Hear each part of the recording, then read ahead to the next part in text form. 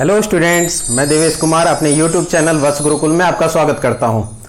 आज हम करेंगे सर्वेइंग का 4th लेक्चर और चेन सर्वेइंग को कंटिन्यू करेंगे।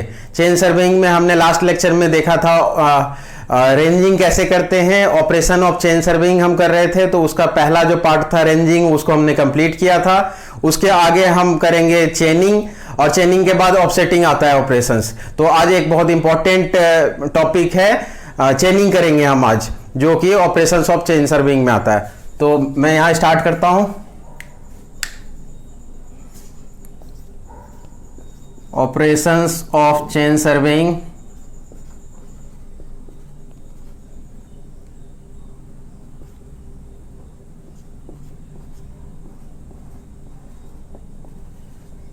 तो पहला जो था रेंजिंग वो हो चुका है,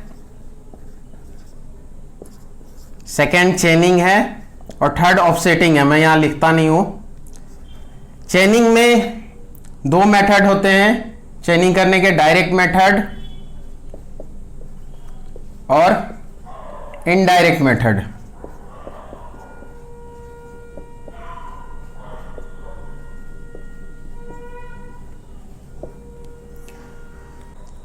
तो इनडायरेक्ट और डायरेक्ट मेथड करने से पहले हम जानते हैं कि चेनिंग करते कैसे हैं, किस इंस्ट्रूमेंट से करते हैं, कितने लोगों की जरूरत होती है, तो ये जानेंगे।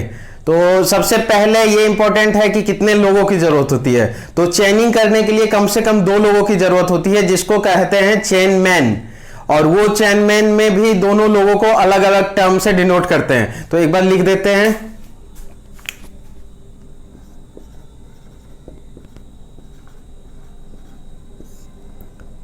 चेनमैन, पहला चेनमैन होता है the chainman who drags the chain in the forward direction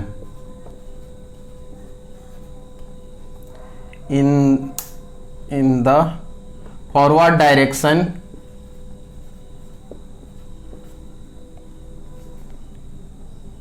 is called,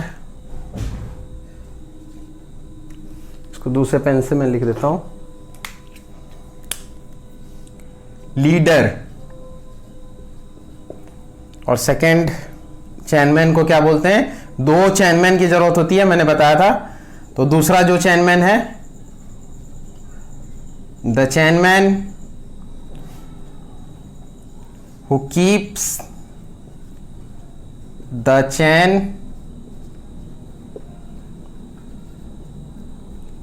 at the rear end and follow the leader is called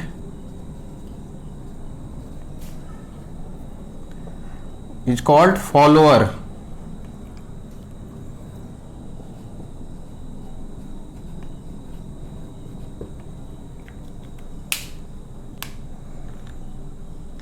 who keeps the one end of chain, ये ज्यादा अच्छा वर्ड है, one end of chain,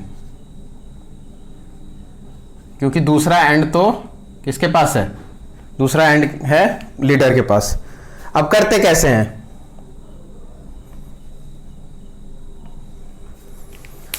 अब एक chain है, मान लो 10 metre 20 metre या 30 metre का, 20 मीटर का चेन हम यूज करते हैं। तो आपको पता है इंस्ट्रूमेंट के बारे में जब हमने डिस्कस किया था कि चेन का 2 पार्ट होता है, 2 हैंडल होता है। तो एक हैंडल क्या करना है, एक हैंडल किसको पकड़ना है? लीडर को पकड़ना है, और ये दूसरा हैंडल जो है वो फॉलोअर पकड़ेगा। फॉलोअर क्या करेगा? रियर एंड, जो ओपनिंग मतलब जो जहां से स्टार्ट एंड है वहां पे फॉलोअर खड़ा हो जाएगा, और एक हैंडल जो चेन का है उसको पकड़ के एकदम स्टिल पोजीशन में, हिलना नहीं है उसे, वो लेकर खड़ा हो जाएगा। जो दूसरा एंड है चेन का, दूसरा हैंडल है, उसको लीडर लेके लीड करते हुए, मतलब यहाँ पे आप लीडर और फॉलोअर से ये समझो कि वो लीड कर रहा है, वो लीड करते हुए मतलब आगे, मतलब लीडर इस तरह नहीं कहेंगे, कि वो टीम का लीडर है, 50 लोग हैं, उसमें से कैप्टन को लीडर हम लोग कभी कभी कह देते हैं, लेकिन यहाँ पे थोड़ा सा उल्टा है। आप बस ये समझो कि ये लीड कर रहा है, कि चेन को लेकर आगे बढ़ रहा है, इसलिए उसका नाम लीडर है। और उसको लीडर को हम फॉलो कर रहे हैं, तो उसका नाम दूसरे वाले जो पीछे खड़ा हुआ है तो उसको फॉलोअर कहते हैं। लेकिन यहाँ वो कैप्टन दूसरा है, कैप्टन यहाँ पे लीडर नहीं है, आगे बात करेंगे। तो क्या करते हैं, फॉलोअर जो है वो चेन को आगे लेके जाता है, एक एंड चेन का पकड़ते हुए वो आगे लेते हुए जाता है, और लीडर जो है, सॉरी, फॉलोअर जो है वो रियर एंड पे एक जगह रहता है, और लीडर जो है वो चेन को आगे बढ़ता जाता है, लीड करते हुए आगे लेके चला जाता है। ठीक है, तो आगे जाके फिर कहां तक जाएगा, चेन का जहां तक लेंथ जाएगा वहीं तक जाएगा ना। 20 मीटर का मान लो चेन है, तो वो मैक्सिमम 20 मीटर तक जा सकता है, तो वो फिर 20 मीटर पे जाके रुक जाएगा। कौन रुक जाएगा, इस पे कंफ्यूजन होता है बार बार, आप लीडर और फॉलोअर में कंफ्यूजन होगा। तो आगे जाने वाला आदमी ऑलवेज याद रखना कि आगे जा रहा है, वो आगे जाते जा रहा है तो वो लीडर है, और जो पीछे आदमी खड़ा है उसको फॉलो कर रहा है वो फॉलोअर है। तो आगे कौन बढ़ता जा रहा है, लीडर जा रहा है। तो आगे 20 मीटर चेन को लेके आगे गया लीडर, और वहां जाके जहां पे चेन का लेंथ खत्म हो गया वहां रुक गया। उसके बाद अब काम शुरू होता है फॉलोअर का, और यही इंपॉर्टेंट काम है। अब फॉलोअर क्या कर रहा है, उसको देखते जा रहा है कि वो आगे जा रहा है। अब वो किस डायरेक्शन में गया, सही डायरेक्शन में जा रहा है या नहीं जा रहा है, ये फॉलोअर तय करेगा। मतलब तय क्या करेगा, वो देख रहा है कि सही जा रहा है या नहीं जा रहा है, क्योंकि उसे लीडर को तो वो आगे जाता जा रहा है, सीधा अपने हिसाब से स्ट्रेट पाथ में जा रहा है, बट उसको नहीं पता है कि हो सकता है वो लेफ्ट राइट थोड़ा सा हो गया हो। तो इस बात का ध्यान कौन रखेगा, फॉलोअर रखेगा। फिर वो मान लो अपने पाथ से थोड़ा सा लेफ्ट राइट हो गया हो, तो वो हैंड सिग्नल करके या फिर बता के कि आप राइट आ जाओ, आप लेफ्ट आ जाओ, तो फिर वो जो हमने रेंजिंग पहले पिछले लेक्चर में मैंने बताया था कि रेंजिंग करने का मेन मकसद है कि स्ट्रेट पाथ को फॉलो करना। मान लो बाउंड्री जो है हमारा, ये तो लेंथ है चेन का 20 मीटर ही, और हमारे 2 किलोमीटर तक करना है हमें चेनिंग, तो 2 किलोमीटर के लिए 20-20 मीटर करके हम करेंगे। तो 20-20 मीटर करने से क्या होगा, इतने दूर में जब हम करेंगे बिना पहले से रेंजिंग किए हुए, मार्क बिना किए हुए, तो क्या होगा, हमारा गलती हो जाएगा, हम स्ट्रेट पाथ में ना जाके इधर उधर करेंगे। तो फॉलोअर को ध्यान रखना कि एकदम स्ट्रेट पाथ में जाए। मान लो ये ब्लैक वाला जो है वो फॉलोअर है, और ये जो है वो लीडर है, तो ये चेन लेके गया। अब स्ट्रेट पाथ में ना जाके मेरे पास तीसरा मैं दिखा नहीं पा रहा हूं यहाँ पे, मान लो ये थोड़ा सा टेढ़ा हो गया, तो इसको फिर बोलेगा कि राइट आ जाओ, फिर ये राइट आ गया। मैंने रेंजिंग के टाइम पे भी आपको बताया था। तो फिर वो जब तक वो रेंजिंग रॉड के एकदम इक्विवेलेंट पैरेलल में ना आ जाए, एकदम परपेंडिकुलर में ना आ जाए, तब तक वो लेफ्ट राइट करा के फिर वो जब एकदम सही पोजीशन में आ जाएगा तो फिर ओके कह के फिर वहीं पे खत्म करेगा। फिर वहां पे वो क्या करेगा, जो लीडर है वहां पे वो एक एरो इंसर्ट कर देगा, वो मतलब मान लेंगे कि हम 20 मीटर का हो गया। इसी स्टेप को फिर दोबारा करेंगे। अब जो रियर एंड हो गया, वो जो 20 मीटर का एंड हो गया था, वहां से फिर स्टार्ट करेंगे। यहां पे मैं समझाता हूं।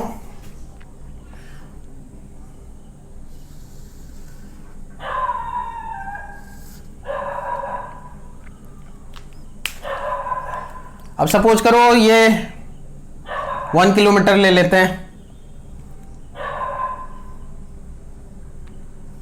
या 1 किलोमीटर भी ज्यादा हो गया, ये 20-20 मीटर का ले लेते हैं।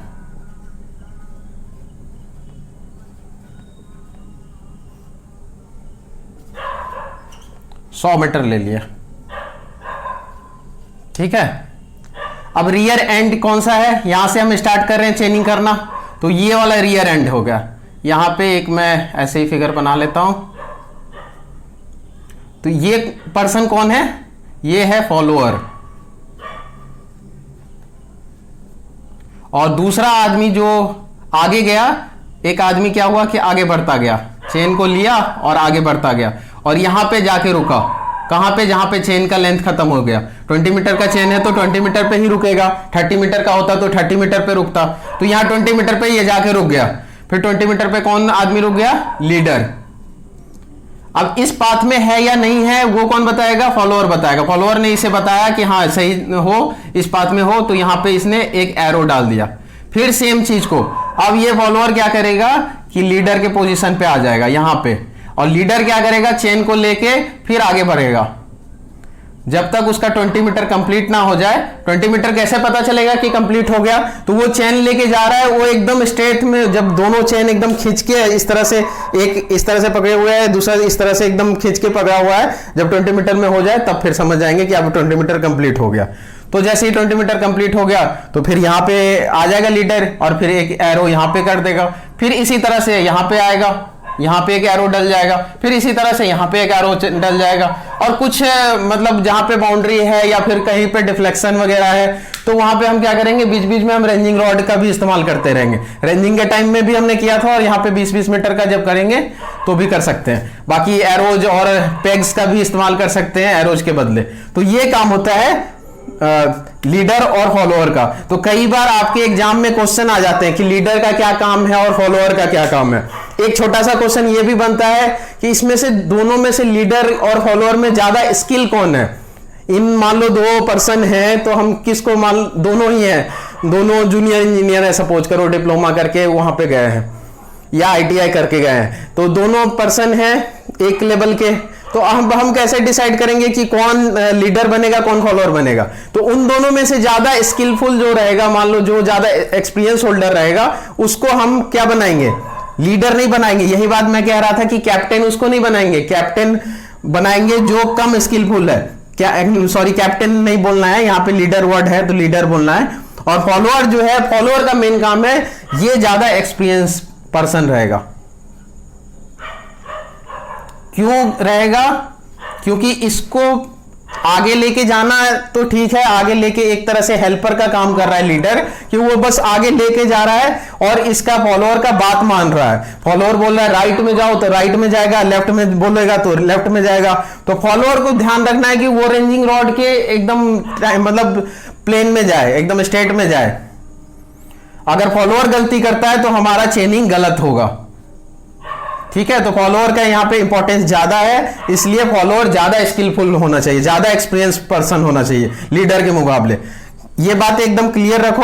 कई बार क्वेश्चन में ये भी आ जाता है कि लीडर का क्या काम है और फॉलोअर का क्या काम है और दोनों में डिफरेंस क्या है, तो आप कहीं कंफ्यूज हो जाते हो, लीडर कौन है फॉलोअर कौन है। तो यहाँ पे ये इसको ध्यान रखना है कि लीडर जो आगे चेन लेके जाएगा कम स्किल वाला होगा और उसको बात मानना है। यहाँ पे 2 चीजें हैं, एक तो लीडर जो है वो फॉलो करेगा, सॉरी लीडर आगे जाएगा और फॉलोअर की बात सुनेगा, बात जो मतलब जो डायरेक्शन दिया जाएगा फॉलोअर की तरफ से वो लीडर कहेगा, और फॉलोअर को बस ध्यान रखना है, उसको फॉलो करना है कि वो सही जा रहा है या नहीं जा रहा है, और उसके बाद उसको गाइड करना है, उसको डायरेक्शन देना है। तो लीडर और फॉलोअर में आपको कंफ्यूजन बिल्कुल भी नहीं होना चाहिए। तो यहां ये था चेनिंग का प्रोसेस। और यहां एक और टर्म आता है फोल्डिंग ऑफ चेन और दूसरा अनफोल्डिंग ऑफ चेन।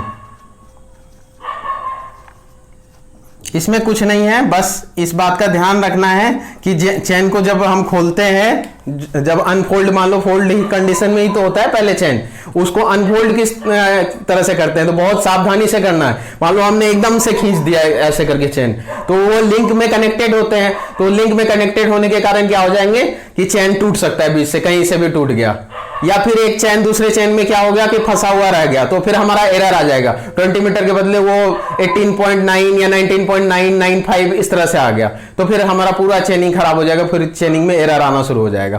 तो इस बात का बहुत ध्यान रखना है कि अच्छे से हम अनफोल्ड करें, और फोल्ड करने के टाइम में जैसे फोल्ड पहले से था उसी टाइप से एकदम धीरे धीरे करके लिंक से मिला कर तब हम फोल्ड करेंगे। ये नहीं कि एकदम से ऐसे करके बंद कर दिया, ये कोई तार तो है नहीं कि राउंड हो जाएगा, इस तरह का एक छोटा छोटा लिंक सा बना हुआ है। तो फोल्डिंग और अनफोल्डिंग पे भी कई बार क्वेश्चन आ जाते हैं, तो यही बातें लिखनी है कि अनफोल्ड हमें बहुत ध्यान से करना है, लिंक पे ध्यान देना है, कोई फंसा हुआ तो लिंक नहीं है उसको धीरे से आराम से निकालना है, एकदम से नहीं निकाल देना है। तो यही सब बातें लिखनी है। तो ये था कि चेनिंग कैसे करते हैं। चेन 2 चेनमैन होते हैं, चेनमैन का क्या क्या पोजीशन होता है, मतलब क्या नाम होता है, क्या बोलते हैं, लीडर और फॉलोअर बोलते हैं, और लीडर और फॉलोअर का क्या काम होता है। इसके बाद हम आते हैं डायरेक्ट मेथड पे, इसको रफ कर देता हूं मैं।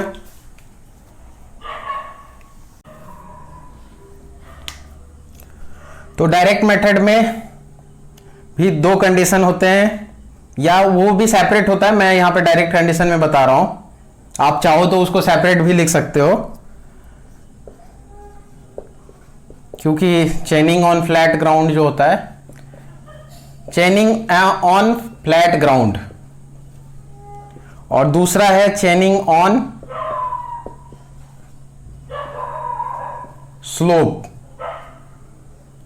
इसका दूसरा नाम स्टेपिंग मेथड भी है।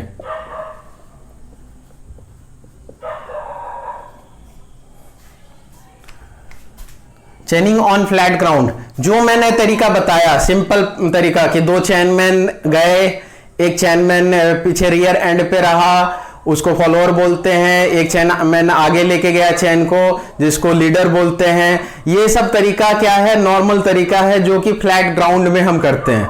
चेनिंग नॉर्मली बोलते हैं चेन सर्वेइंग, पूरा चेन सर्वेइंग का प्रोसेस, रेंजिंग इंक्लूडिंग रेंजिंग, चेनिंग और ऑफसेटिंग वगैरह जितने भी हैं, या कोई ऑब्स्टेकल आ गया तो उसके लिए कोई माइनर है, तो ये सारे प्रोसेस चेन सर्वेइंग क्या हो गए। इस पार्ट को बोलते हैं चेनिंग। क्या मैंने बोला कि दो पर्सन गए, दो चेनमैन गए, एक चेनमैन रियर एंड पे रहे जिसको हम फॉलोअर बोलते हैं, और एक चेन को आगे लेके बढ़ता गया जिसको लीडर बोलते हैं। तो ये नॉर्मल तरीका था चेनिंग करने का।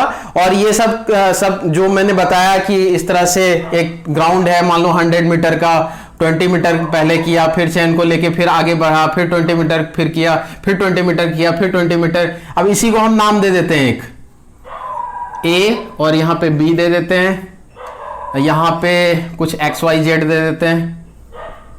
तो यहां पे आप देख सकते हो, यहां पे X A X plus X Y plus Y Z plus एक और नाम यहां पे छूट गया कुछ, डब्ल्यू दे देते हैं, चलो मानना ही तो है, डब्ल्यू बी।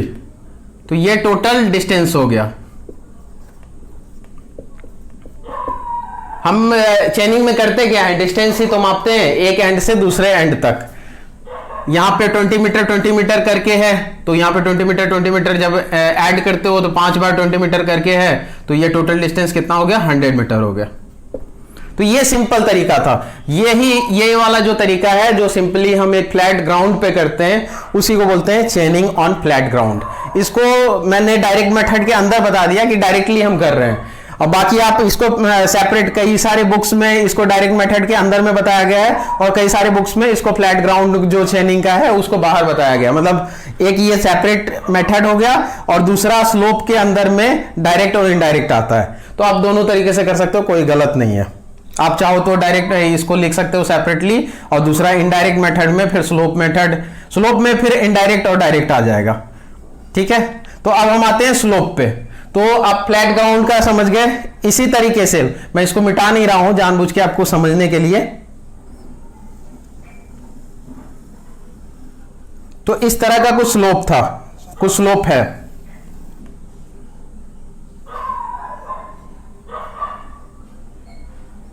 ठीक है, इसको मिला देते हैं।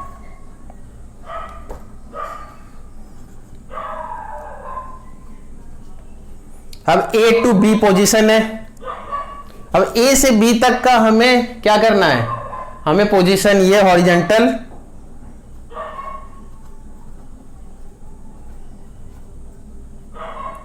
हॉरिजॉन्टल डिस्टेंस मापना है, और जो स्लोप है वो इस तरह से है। तो अगर हम ये डिस्टेंस मान लो मापते हैं तो ये तो गलत हो गया ना। फिर इसका ये मान लो, इसका नाम सी दे देते हैं, क्योंकि हमें मेजरमेंट यहाँ ए बी करना है, तो ए बी इसको रखते हैं, और इसको नाम दे देते हैं A1 या A डैश। ठीक है, अब ए से बी तक अगर हम मापते हैं मान लो, तो क्या ए बी बोल सकते हैं A डैश बी दोनों क्या बराबर डिस्टेंस है? आपको देख के लग रहा है कि बराबर होगा ये डिस्टेंस और ये वाला डिस्टेंस? अगर बराबर होता तो हमारा टेंशन ही खत्म था, डायरेक्टली इसको माप लेते और इसके बराबर कर देते। ये बिल्कुल भी बराबर नहीं है, इस फिगर में ये बिल्कुल भी बराबर नहीं है। यहां पे आप देख सकते हो कि ये राइट एंगल ट्रायंगल है, ये एक बेस है, एक परपेंडिकुलर है, और ये एक हाइपोटेन्यूज है। तो आपको पता है पाइथागोरस थ्योरम में इसका हम आगे इनडायरेक्ट मेथड में यूज करेंगे, तो ये चीज आपको एकदम क्लियर रहना चाहिए। सर्वेइंग में तो क्लियर पाइथागोरस थ्योरम का हर जगह यूज होता है। क्लास 8-9 से हम पढ़ते आ रहे हैं पाइथागोरस थ्योरम के बारे में कि एक राइट एंगल होता है जिसका एक बेस है, परपेंडिकुलर है और एक हाइपोटेन्यूज है, तो फिर उसके साइन कॉस और टेन के टर्म में फिर हम उसके निकाल सकते हैं। या फिर पाइथागोरस थ्योरम के अकॉर्डिंग हाइपोटेन्यूज का स्क्वायर जो होता है परपेंडिकुलर के स्क्वायर प्लस बेस का स्क्वायर होता है। तो ये बार बार हमारा यूज आएगा, यहां पे नहीं आएगा पहले वाले में डायरेक्ट मेथड में, बट इनडायरेक्ट मेथड में यूज आएगा। तो यहां पे अब तो ये हम डायरेक्टली कर नहीं सकते, तो हमें निकालना है ये नीचे वाला हॉरिजॉन्टल डिस्टेंस। तो अब हम क्या करेंगे कि इसको स्टेप बाय स्टेप करेंगे, इसीलिए इसका नाम है स्टेप मेथड, स्टेपिंग मेथड।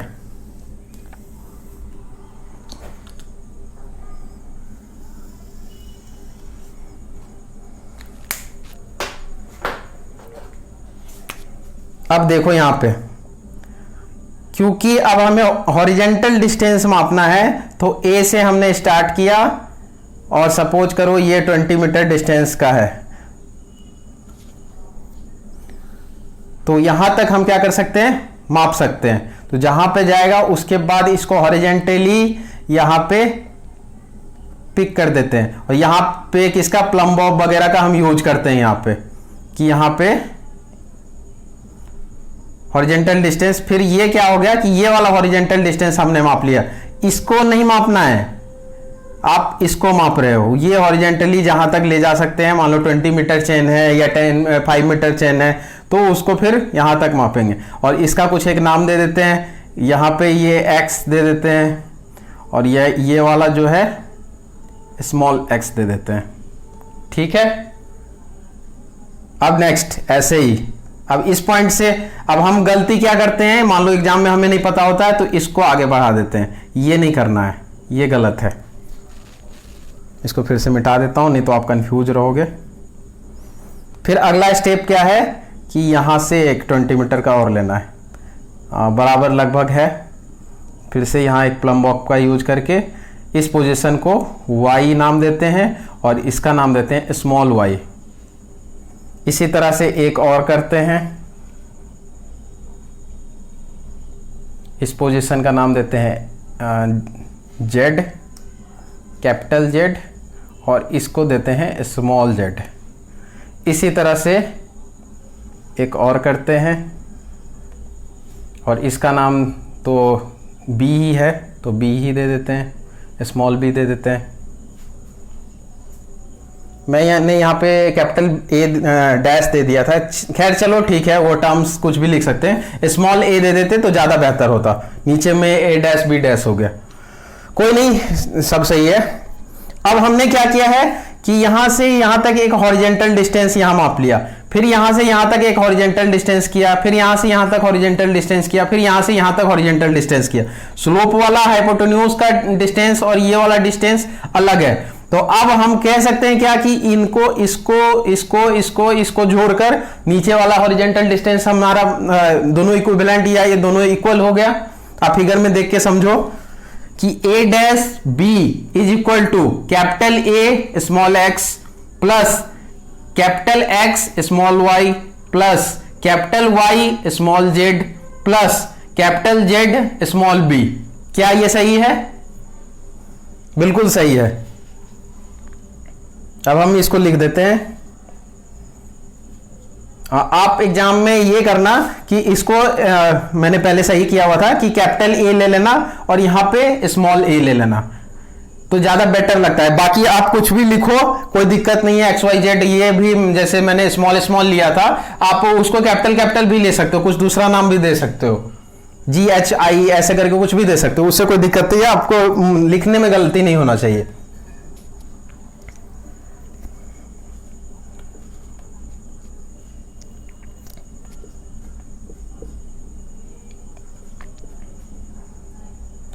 तो यहां पे क्या होगा, a dash b equal to ax ये वाला distance plus capital X y plus capital Y z, और स्मॉल और कैपिटल में फर्क समझना, मतलब गलत मत कर देना। ये कैपिटल Z और B, ये सारे डिस्टेंस मिला के फिर अगर मान लो ये 20 मीटर का होता तो ये 20 metre plus 20 metre plus 20 metre, या 4 बार लिया है तो टोटल 80 मीटर डिस्टेंस। तो ये वाला डिस्टेंस हमें हॉरिजेंटल डिस्टेंस निकालना था, तो हमने स्टेप बाय स्टेप कर लिया। तो ये कब करेंगे, जब स्लोप जो है बहुत ज्यादा स्टीपर ना हो, मतलब नॉर्मल सा स्लोप हो एकदम बराबर सा एंगल के कारण। और हम कर सकते हैं, मान लो बहुत ज्यादा स्लोप नहीं है, एंगल मान लो अगर स्लोप इस तरह का कुछ हो जाए तो क्या हम कर पाएंगे? नहीं, यहां पे तो करने जाएंगे तो हम गिर जाएंगे नीचे। इतना स्लोप हो कि नीचे से ऊपर या ऊपर से नीचे हम इजीली जा सकते हो, थोड़ा बहुत स्लोप हो तो हम इस तरह से कर सकते हैं। हॉरिजॉन्टली एक चैन को पकड़ लिया, दूसरा आदमी जाके उसके एकदम पैरेलल में स्ट्रेट में। यहाँ पे गलती क्या हो जाता है कि हम इसको ये ना करके गलती से हम क्या कर देते हैं कि इस तरह से कर देते हैं, या इस तरह से थोड़ा यहाँ पे मूव कर देते हैं, तो हमें लगता है कि सही है, बट वहां पे गलती हो जाता है। तो इसलिए डायरेक्ट मेथड में कई बार गलती हो जाता है स्टेपिंग मेथड में। और एक और बात कि जब आपका क्वेश्चंस के व्यू से समझो कि मैंने तो यहां पे एक ही स्लोप बनाया था, एक एंगल का स्लोप बनाया, हो सकता है कि आपके क्वेश्चन में 2-3 एंगल आ जाए। एक स्लोप ये हो गया, एक स्लोप इस तरह, ये तो बहुत ज्यादा हो गया, मेरे पास बोर्ड यहाँ पे छोटा पड़ गया था इसलिए मैंने छोटा इस तरह का बना लिया। लेकिन यहाँ पे आप देखो तो 3 स्लोप बन गया, एक तो नॉर्मल ये स्लोप था, दूसरा ये और तीसरा ये। तो तीनों में स्टेपिंग मेथड से करना है तो एक बार तो ये ऐसे कर दिया, फिर दूसरा यहाँ से करेंगे, फिर यहाँ कर देंगे, फिर यहाँ पे स्लिप, मतलब तीनों के अलग अलग निकालेंगे। एक न्यूमेरिकल होगा तो इस तरह का एक न्यूमेरिकल करा लूंगा जहां पे 2-3 एक से ज्यादा स्लोपिंग हो। एक स्लोपिंग में तो कुछ नहीं करना है, बस चारों को ऐड कर दिया, हो गया हमारा काम। बस एक से ज्यादा अगर हो तो क्या होगा कि ये चारों जिस तरह से ऐड किए, फिर सेपरेटली इसको भी चारों को निकालेंगे या 5 बार निकालेंगे, फिर सेपरेटली इसको भी निकालेंगे और सारे को ऐड कर देंगे, कुछ नहीं है। तो ये पहला हो गया स्टेपिंग मेथड, चेनिंग ऑन स्लोप का डायरेक्ट मेथड इसको बोलते हैं। अब चेनिंग ऑन स्लोप का इनडायरेक्ट मेथड, फ्लैट ग्राउंड का इनडायरेक्ट मेथड नहीं होता है, फ्लैट ग्राउंड का डायरेक्ट मेथड ही है। फ्लैट ग्राउंड में और कोई मेथड नहीं है, इसीलिए इसको सेपरेट भी रखा गया है।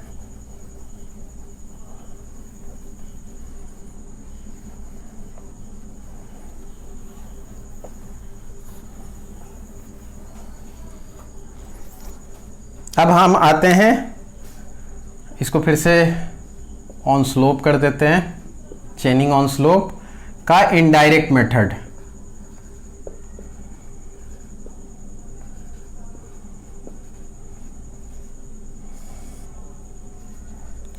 अब इसका भी 3 तरीका है। क्या तरीका हो सकता है? अब फिगर पहले देखो फिर समझना। यह है एक स्लोप, स्लोप में एक तरीका यह हो सकता है कि हमें एंगल पता हो और हम फिर क्या करेंगे, पहले वाले में तो हमने क्या किया कि एंगल की जरूरत ही नहीं थी, ना तो ये परपेंडिकुलर की जरूरत थी, ना इस एंगल की जरूरत थी, ना इस बेस की जरूरत थी। मतलब बेस हमें निकालना था, बट स्टेप बाय स्टेप हमने क्या किया, छोटा सा स्लोप था तो हमने स्टेप बाय स्टेप इस तरह से करके ये वाला हॉरिजॉन्टल डिस्टेंस ही तो हमने डायरेक्ट माप लिया।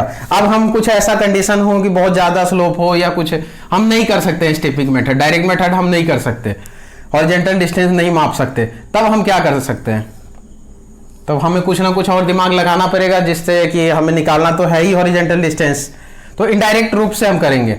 अब इसमें क्या है कि इसमें क्या क्या चीज है ये देखो, बेस तो हमें निकालना ही है, तो बेस निकालना है, इसका मतलब है कि ये अगर ये डायरेक्टली पता ही हो, ये हम बता दें कि बेस का ये डायमीटर है, डायमीटर बोल रहा हूं, लेंथ है, तो ही करना ही नहीं है, तो हमें निकल ही गया हॉरिजॉन्टल डिस्टेंस, तो ये तो हमें निकालना ही है, तो इसको तो बात खत्म करते हैं। दूसरा ये तरीका है कि हमें एंगल पता हो, एंगल पता हो और चेनिंग करके हम ये हाइपोटेन्यूज वाला जो सेक्शन है ये वाला निकाल लें, तो फिर ऑटोमेटिकली पाइथागोरस थ्योरम से हम बेस निकाल सकते हैं। ठीक है, एक ये तरीका हो गया कि एंगल हमें पता हो। दूसरा तरीका क्या है, ये परपेंडिकुलर जो है ये पता हो, इस परपेंडिकुलर को बोलते हैं डिफरेंस इन एलिवेशन। क्यों डिफरेंस इन एलिवेशन बोलते हैं, यहां का एलिवेशन कुछ और है और यहां का एलिवेशन कुछ और है, तो इन दोनों के बीच का डिफरेंस क्या है, ये डिफरेंस इन एलिवेशन है, तो यही तो परपेंडिकुलर है। अब हमें अगर परपेंडिकुलर पता है और ये वाला हाइपोटेन्यूज पता है तो भी हम निकाल सकते हैं इजीली। तो दो तरीका यही दोनों है। और तीसरा वाला जो तरीका है वो एक तरह से एरर को हाइड करने के लिए है, क्योंकि इतना सारा जब हम स्लोप पे काम करेंगे तो थोड़ा बहुत एरर आएगा, तो एरर को हाइड करने के लिए एक मेथड है जिसको हाइपोटेन्यूशनल अलाउंस बोलते हैं, उसको जान लेंगे जब हम करेंगे तब।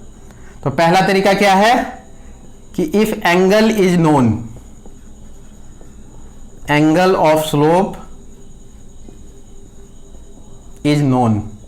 अब एंगल पता है तो फिर साइन कॉस या सेक से कुछ करेंगे, देखते हैं करके। इफ डिफरेंस इन एलिवेशन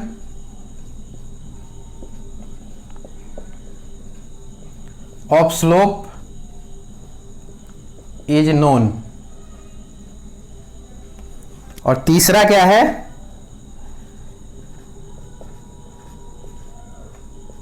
ये कोई तरीका नहीं है, मैंने पहले ही बताया कि इसको एरर को ठीक करने के लिए, इसको ये थोड़ा सा अलग है, इसको बाद में चर्चा करेंगे। तो यहां पे पहला क्या है कि एंगल पता होना चाहिए, एंगल पता है। रफ कर देता हूं डायग्राम को।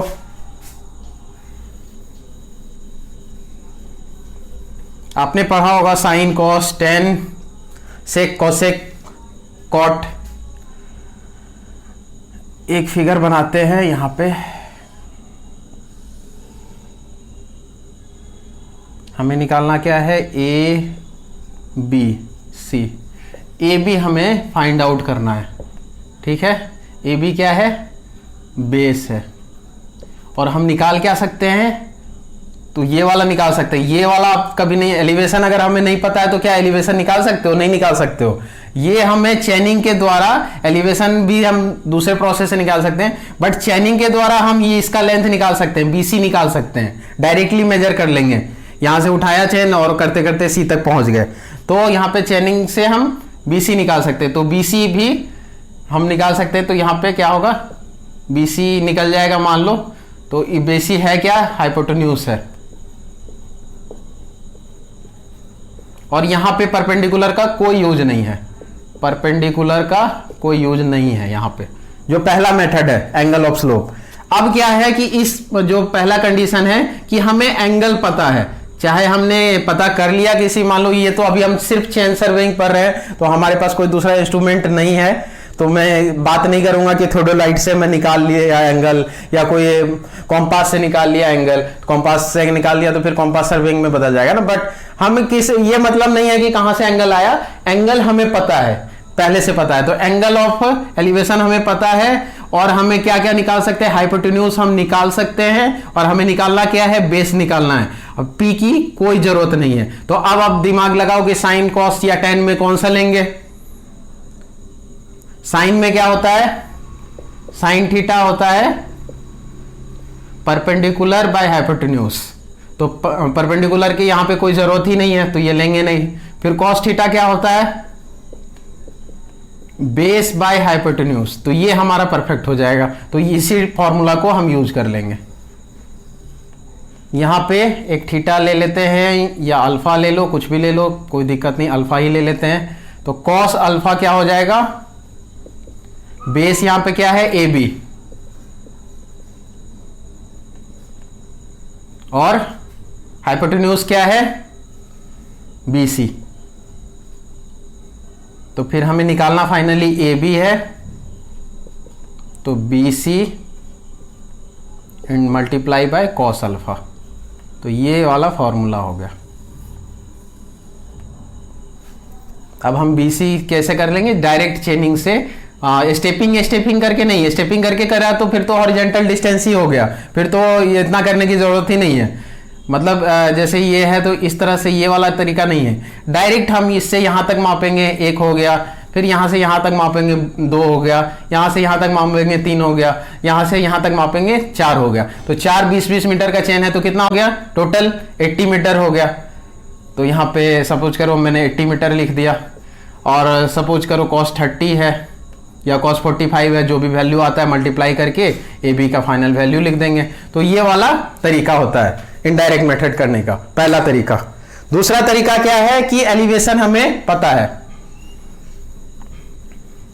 आप साथ साथ मैं जब कर देता हूं तो स्क्रीनशॉट लेते चलो और नोट्स भी बनाते चलो। बहुत इंपॉर्टेंट है आपके एग्जाम्स के लिए, जो कि स्टूडेंट हैं थर्ड सेमेस्टर या किसी किसी बोर्ड में फोर्थ सेमेस्टर से भी स्टार्ट होता है। तो आप यहाँ पे नोट्स बनाते चलो मेरे साथ साथ, और कोई कॉम्पिटिटिव एग्जाम का तैयारी कर रहा है डिप्लोमा करने के बाद या बीटेक करने के बाद, तो उसके लिए भी हेल्पफुल है। तो अब हम इनडायरेक्ट मेथड का सेकेंड मेथड करते हैं, जहां पे क्या है, हमें बेस तो निकालना ही है और एलिवेशन, डिफरेंस इन एलिवेशन पता हो।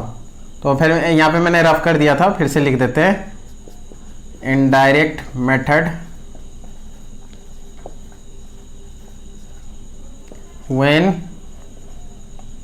Difference in elevation is known.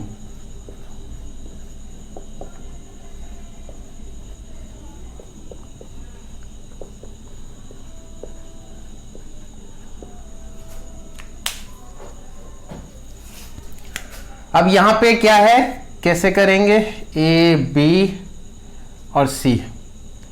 अब देखो डिफरेंस एलिवेशन को ऐसे, ये वाला जो ए सी है ये नोन है, ये अब हम करेंगे कैसे। तो हमारा शुरुआत यहां पे ए बी सी लिख दिया है, तो बी और सी जो है, सॉरी बी और ए, इन दोनों के बीच का हमें डिफरेंस निकालना है। डिफरेंस बोल रहा हूं, इन दोनों के बीच का डिस्टेंस निकालना है, ये डिस्टेंस निकालना है हमें। बी का एलिवेशन पॉइंट ये है, जो भी होगा अर्थ क्रस्ट से, और फिर ए का एलिवेशन पॉइंट कहां पे है, सी पे, यहां पे है। तो क्या देखो, यहां का एलिवेशन और यहां का एलिवेशन दोनों क्या सेम है, दोनों का बिल्कुल अलग अलग है। तो दोनों के बीच का एलिवेशन अगर हमें पता है तो दोनों का डिफरेंस निकल जाएगा, और दोनों का डिफरेंस ही ए सी वाला एलिवेशन है, ये वाला एलिवेशन है जो परपेंडिकुलर है। तो अगर हमें परपेंडिकुलर पता है, बेस हमें निकालना है, और तीसरा क्या है, हाइपोटेन्यूज हम चेनिंग करके निकाल सकते हैं। तो ये बाय चेनिंग हम निकाल सकते हैं। तो एंगल की क्या जरूरत होगी, एंगल की कोई जरूरत नहीं है, हम पाइथागोरस थ्योरम से डायरेक्टली हम निकाल देंगे। पाइथागोरस थ्योरम क्या करता है, क्या कहता है, अगर ये राइट एंगल ट्रायंगल है तो अकॉर्डिंग टू पाइथागोरस थ्योरम, ये सबको होप करता हूं सबको पता होना चाहिए, एच का स्क्वायर, एच है हाइपोटेन्यूज, बेस का स्क्वायर प्लस पी का स्क्वायर। तो यहां पे एच क्या है, बी सी है, बी सी का स्क्वायर इक्वल टू बी क्या है, A B plus P A C का स्क्वायर।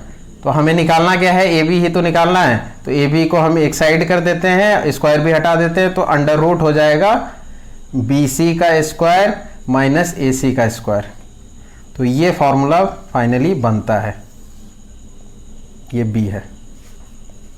तो इस तरह से हम निकाल सकते हैं। तो कोई भी डिस्टेंस मान लो, अगर ये तो ये मान लो 40 दे रखा है, और यहाँ पे ऐसे ऐसे करके एक निकाला, दूसरा निकाला, तीसरा निकाला, चौथा निकाला, पांचवा निकाल लिया, तो 20 मीटर का चेन है तो 100 मीटर हो गया।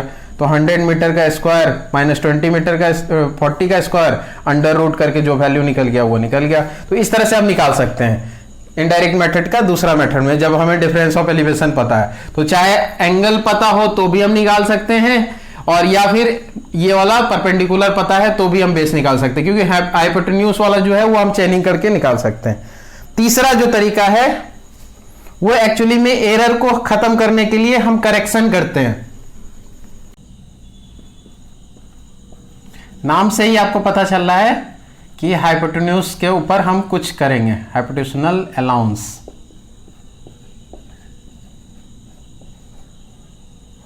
एक बनाते हैं हम राइट एंगल ट्रायंगल, एक्चुअली में ये स्लोप है,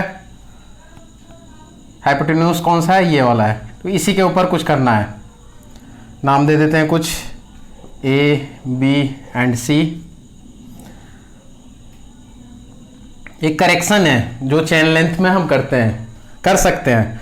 तो यहां पे सबसे पहला हम काम क्या करेंगे कि ए बी को हम मान लेंगे कि एक चेन लेंथ है। चैन लेंथ अगर 20 मीटर का चैन लेंथ मानते हैं तो लिंक के टर्म में कितना हो जाता है, 100 लिंक हो जाता है। आपको पता है कि 20 मीटर 100 लिंक होता है। अगर हम 30 मीटर चैन मानते तो 100 लिंक के बदले हम 150 लिंक मानते। अब ये हाइपोटेन्यूज है। हाइपोटेन्यूज आपको पता है जो BC है वो कभी भी AB के बराबर नहीं हो सकता, ठीक है। ये बेस है ना, तो एक राइट एंगल ट्रायंगल का बेस और हाइपोटेन्यूज बराबर नहीं हो सकता, ये थोड़ा ज्यादा ही होगा। तो एक मान लेते हैं एक पॉइंट पे कि यहां पे हाइपोटेन्यूज ये एक चैन लेंथ है। रेड पेन से मैं दिखा देता हूं, ये वाला एक चैन लेंथ है और चैन लेंथ कितना है 20 मीटर, और या फिर 100 लिंक कह सकते हैं इसको।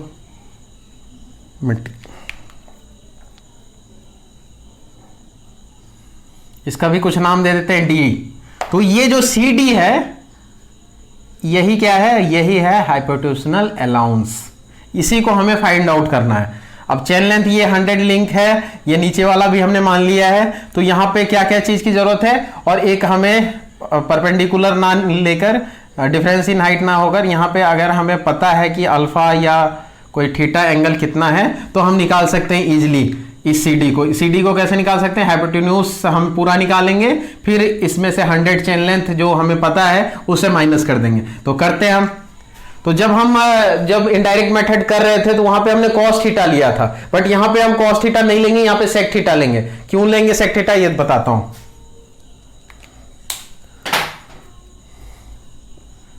sec अल्फा लिया है तो sec अल्फा हो गया। sec थीटा का क्या होता है, बेस इसका नीचे होता है और हाइपोटेन्यूज ऊपर होता है। cos थीटा में क्या होता था,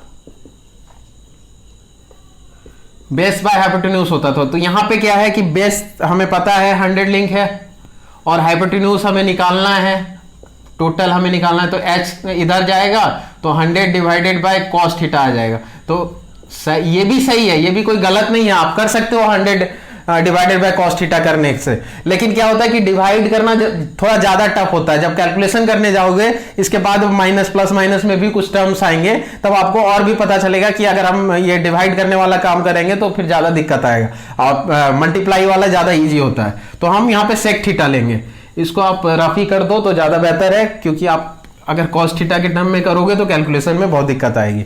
सेक अल्फा के टर्म में लेते हैं। तो हमें बेस हमें पता है और हाइपोटेन्यूज हमें निकालना है। तो हाइपोटेन्यूज क्या है यहाँ पे, BC एक बार लिख ही देते हैं यहाँ पे, BC डिवाइडेड बाय B क्या है, AB है, और AB भी हम लिख देते हैं कि AB कितना है, 100 लिंक है। लिंक्स में लिख रहा हूं, आप चाहो तो 20 मीटर भी लिख सकते हो, क्योंकि ज्यादातर जो न्यूमेरिकल आएंगे वो लिंक्स में आएंगे। तो BC बराबर कितना हो गया, 100 link multiply by sec alpha. इसको ले लेते हैं इक्वेशन नंबर 1, ये बहुत इंपॉर्टेंट है। अब हमें निकालना है, BC नहीं था, BC तो ये टोटल हाइपोटेन्यूज है, हमें निकालना है CD। तो कैसे निकालेंगे, BC माइनस BD कर देंगे तो निकलेगा, बिल्कुल निकलेगा। BC हमें निकालना क्या है, CD निकालना है। तो CD इक्वल टू क्या हो जाएगा, BC माइनस BD। देखो ये वाला हमें निकालना है, तो पूरा हम BC माइनस BD कर दिया तो ये छोटा सा निकल गया, और यही CD क्या है, हाइपोटेन्यूशनल अलाउंस है। BC हमने इस फॉर्मूला से लिख देते हैं डायरेक्ट, 100 लिंक सेक अल्फा, और BD क्या है, BD भी देखो हमने पहले ही निकाल लिया था, मतलब पहले ही बता दिया था कि जो D है वो एक चैन लेंथ है। तो यहां पे भी हम 100 लिंक लिख सकते हैं। अब एक 100 लिंक अगर हम कॉमन लेते हैं तो एक फॉर्मूला बन गया, सेक अल्फा माइनस 1 CD, और इसको मीटर के टर्म में भी आप लिख सकते हो, कोई दिक्कत नहीं है। बट मीटर और लिंक दोनों दिया रहे तो फिर लिंक के टर्म में लेना है, ये एक फॉर्मूला बनता है। लिंक इसलिए लिखा है ना कि अब मीटर है, मान लो 20 मीटर है, कभी 30 मीटर का ले लिया तो लिंक के टर्म में इजी रहेगा। ये फॉर्मूला है। तो इस तरह से हम हाइपोटेंशियल अलाउंस निकाल सकते हैं। ये एक करेक्शन है जिसको हम हर चेन लेंथ पे हमें करना चाहिए या हम कर सकते हैं, कंपलसरी नहीं है बट करेंगे तो बेहतर है। तो यहीं तक था ये हाइपोटेंशियल अलाउंस। इसके बाद हम एक न्यूमेरिकल लेते हैं और उसको देखेंगे करके। तो यहां पे आप रफ कर देते हैं, फिर हम न्यूमेरिकल लेते हैं। मैंने मोबाइल में सेव कर रखा है, आपको स्क्रीन शेयर करके दिखाऊंगा।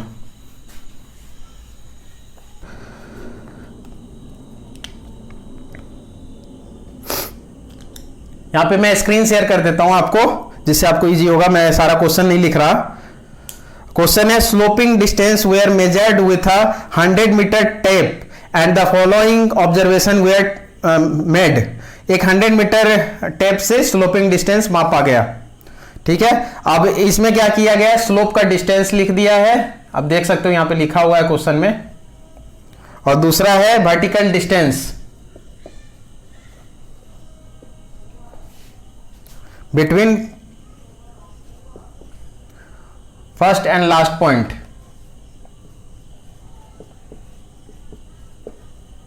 तो स्लोप का डिस्टेंस कितना है 92 मीटर और इसका वर्टिकल डिस्टेंस कितना है 10 मीटर, 50 मीटर।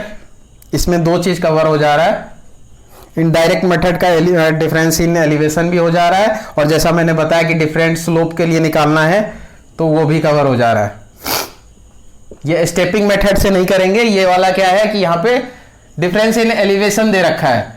जैसा मैंने बताया था फर्स्ट एंड लास्ट पॉइंट के, यहाँ पे पॉइंट भी हो सकता है, यहाँ पे स्टेशन भी लिखा हो सकता है, या पोजीशन भी लिखा हो सकता है।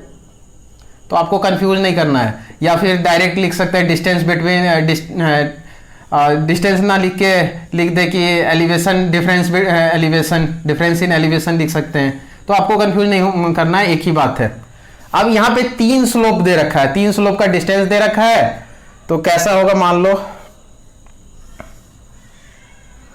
एक, आज नीचे से स्टार्ट करते हैं, ज्यादा इजी होगा।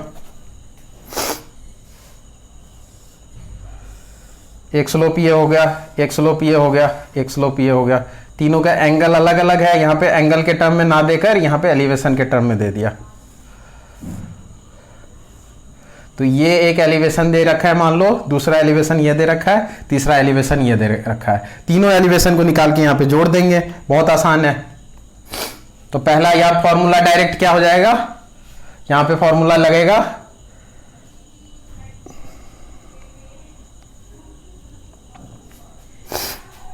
तो ये जो फर्स्ट सेक्शन है, ये सेकेंड सेक्शन है, ये थर्ड सेक्शन है। तो हॉरिजेंटल डिस्टेंस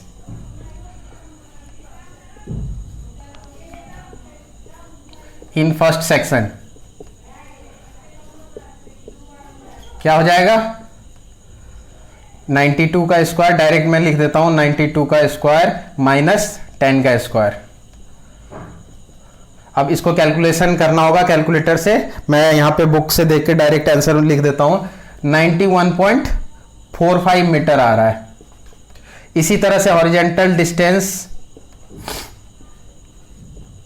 सेकेंड वाले के लिए करना है, ज्यादा मैंने लिख के, क्या होगा 50 का स्क्वायर माइनस 5 का स्क्वायर, इसका आ जाएगा 49.75। और इसी तरह थर्ड वाले सेक्शन का क्या होगा 76 का स्क्वायर माइनस 13 का स्क्वायर। तो इसका आंसर आ जाएगा, मैं डायरेक्ट लिख देता हूं यहां से देख के, 74.88 मीटर। मीटर लिखना जरूरी है, थोड़ा सा रफ करना होगा यहां पे। अब तीनों सेक्शन का निकाल के तीनों सेक्शन का हॉरिजेंटल डिस्टेंस निकाल लिया। तो तीनों सेक्शन का हॉरिजेंटल डिस्टेंस क्या करेंगे लास्ट में, फाइनल हॉरिजेंटल डिस्टेंस क्या होगा, तीनों का एडिशन हो जाएगा।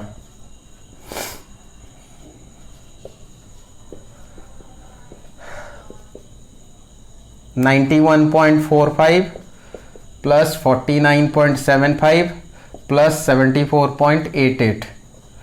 तो डायरेक्ट लिख देता हूं मैं 216.08 मीटर। तो इस तरह का कुछ क्वेश्चन रह सकता है, या फिर एक ही स्लोप पे रहे तो डायरेक्ट एक ही स्लोप पे सब कुछ पूछ सकता है कि आपका एंगल भी बता दिया, एक बार बता दिया कि एंगल इतना है, एंगल के टर्म में निकाल लो, एक बार एलिवेशन डिफरेंस इन एलिवेशन बता दिया, और हाइपोटेन्यूशनल अलाउंस के लिए भी बता दिया कि वो भी निकालना है। तो उस तरह का भी क्वेश्चन रह सकता है। तो यहाँ पे ही चेनिंग खत्म हो जाता है। मैंने चेनिंग एक ही पार्ट में कवर कर दिया, क्योंकि दो वीडियो अलग से बनाता तो फिर और टाइम लगता। तो यहाँ दो मेन ऑपरेशन खत्म हो गए। पहला रेंजिंग पिछले वीडियो में मैंने खत्म कर दिया था, आज चेनिंग खत्म कर दिया। अब चेनिंग के बाद बचता है ऑफसेटिंग। ऑफसेटिंग के साथ साथ कुछ और भी पढ़ने हैं इस चैप्टर्स में। एरर्स पढ़ना है, errors in chain surveying, obstacles in chain surveying. मान लो हम चेन सर्वेइंग करते करते बीच में कुछ ऑब्स्टेकल आ गया, नदी आ गया, कुछ पॉन्ड आ गया, तो ये सब के बारे में भी पढ़ना है। तो 2-3 लेक्चर और लगेंगे जिससे पूरा चेन सर्वेइंग खत्म हो जाएगा। तो आप इसको कंटिन्यू कीजिए, अच्छे से प्रिपेयर कीजिए और नेक्स्ट लेक्चर के लिए फिर तैयार रहिए। जल्दी मैं नेक्स्ट लेक्चर भी डाल दूंगा, अपलोड कर दूंगा। तो यहीं पे मैं वीडियो को एंड करता हूं। थैंक यू, जय हिंद।